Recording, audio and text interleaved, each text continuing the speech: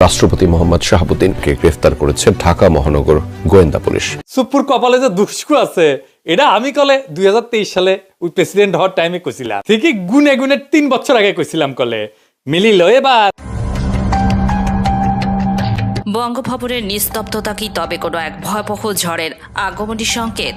সংসদ ভবনের পরিচিত করিডর কিন্তু আজকের বাতাসে বিষাক্ত ধোঁয়া। ত্রয়োদশ জাতীয় সংসদের প্রথম অধিবেশন, রাষ্ট্রপতি মোহাম্মদ শাহাবুদ্দিন চুপু মঞ্চে দাঁড়িয়ে আছেন।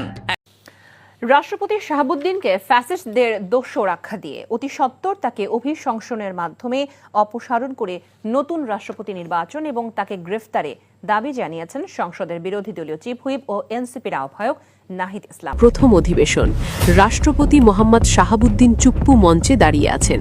একসময়ের হাসিনা সরকারের বিশ্বস্ত লাঠিয়াল, আজ তিনিই গাইছেন ফ্যাসিবাদ বিরোধী সুর। এটি কি রাষ্ট্রপতির ভাষণ নাকি এক রক্ত হিম করা প্রতারণার নাটক? সংসদের ভেতরে টেবিল চাপড়ানোর শব্দ কি কেবল সাধুবাদ নাকি আসন্ন কোনো ভয়াবহ পতনের পদধ্বনি? পর্দার আড়ালে কি শুরু হয়ে গেছে শাহাবুদ্দিন চুপ্পুর বন্দী হওয়ার কাউন্টডাউন? আজ আমরা উন্মোচন করছি সেই নীল নকশা যেখানে ক্ষমতার দাবার বোর্ডে দাবার ঘুঁটি উল্টে গেছে। আপনি কি প্রস্তুত এই রহস্যময় সত্যের মুখোমুখি হতে? প্রস্তুত হন, কারণ আজ আমরা এমন কিছু গোয়েন্দা তথ্য আপনাদের মাঝে ব্যবচ্ছেদ করব যা দেখলে আপনার পায়ের নিচ থেকে মাটি সরে যাবে। শাহাবুদ্দিন চুপ্পুর উত্থান কোনো সাধারণ রাজনৈতিক গল্পের মতো নয়। এটি এক অদ্ভুত ও আঁকাবাঁকা যাত্রাপথ, যার প্রতিটি বাঁকে লুকিয়ে আছে ক্ষমতার মোহ এবং বিশ্বাসঘাতকতার গন্ধ। পাবনার সেই ছাত্রলীগ নেতা থেকে দেশের 22তম রাষ্ট্রপতি হওয়ার পেছনের সম্পূর্ণ রাজনৈতিক জার্নিটি বিশ্লেষণ করলে দেখা যায় তিনি শুরু থেকেই হাসিনার সবচেয়ে নির্ভরযোগ্য দাবার ঘুঁটি হিসেবে নিজেকে প্রতিষ্ঠিত করেছিলেন। হাসিনার শাসনামলে তিনি এমন এক ব্যক্তি ছিলেন যার দিকে চোখ পড়লে সাধারণ মানুষের শির দ্বারা দিয়ে শীতল স্রোত বয়ে যেত। তার ক্যারিয়ারের প্রতিটি স্তরে জড়িয়েছিল হাসিনার প্রতি অন্ধ আনুগত্য। কেন শেখ হাসিনা তাকে বেছে নিয়েছিলেন? উত্তরটা খুব সহজ। যিনি নিজের বিবেককে ক্ষমতার দাসের কাছে বিক্রি করে দিতে পারেন, তিনিই তো একনায়কতান্ত্রিক শাসকের জন্য সবচেয়ে বিশ্বস্ত পাহারাদার।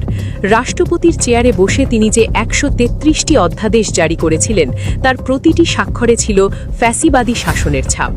আজকে যখন তিনি জিয়ার নাম মুখে আনছেন, তখন সেই অতীতের দিনগুলো আমাদের মনে করিয়ে দেয় তিনি কি আসলেই ভোল পাল্টেছেন নাকি এটি কেবল আত্মরক্ষার এক মরিয়া অভিনয়।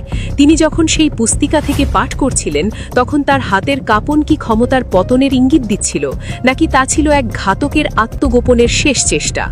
12ই মার্চ 2026 দুপুর 12টা। সংসদের চারপাশ ঘিরে রেখেছে কড়া নিরাপত্তা বলয়, কিন্তু সেই নিরাপত্তাও কি আটকাতে পেরেছিল ভেতরের উত্তেজনা? যখন রাষ্ট্রপতি সংসদ কক্ষে প্রবেশ করলেন, তখন বিরোধী দলের সদস্যরা যেন ফুঁসে উঠলেন। এটি ছিল এক অভাবনীয় দৃশ্য। নিরাপত্তা বাহিনী এবং বিরোধী দলীয় সংসদ সদস্যদের মধ্যে তখন চলছিল এক স্নায়ুযুদ্ধের মতো টানাপোড়েন। বিরোধী দলের সদস্যরা যখন রাষ্ট্রপতিকে গণহত্যার দোসর বলে সম্বোধন করলেন, তখন পুরো হাউসে এক পিনপতন নীরবতা নেমে আসে, যা মুহূর্তেই আবার শোরগোলে রূপ নেয়। এক পর্যায়ে অবস্থা এমন দাঁড়ায় যে বিরোধী দলীয় সদস্যদের হাউস থেকে জোরপূর্বক সরিয়ে নেওয়ার আভাস পাওয়া যায়। ওই মুহূর্তের উত্তেজনা ছিল বর্ণনাতীত। চারিদিকে শোরগোল, মাইকের শব্দ আর নিরাপত্তা বাহিনীর বুটের আওয়াজ, সব মিলিয়ে সংসদ কক্ষ তখন এক রণক্ষেত্রে পরিণত হয়েছিল। সংসদ নেতা ও প্রধানমন্ত্রী তারেক রহমানের সামনেই বিরোধী দলীয় সদস্যরা হাউসের ওয়েলে নেমে আসেন এবং রাষ্ট্রপতির ভাষণের প্রতিলিপি ছিঁড়ে ফেলেন। এই যে নাটকীয় টানাপোড়েন, তা সংসদীয় রাজনীতির ইতিহাসে এক কলঙ্কিত এবং একই সাথে উত্তেজনাকর অধ্যায় হিসেবে চিহ্নিত হয়ে থাকবে।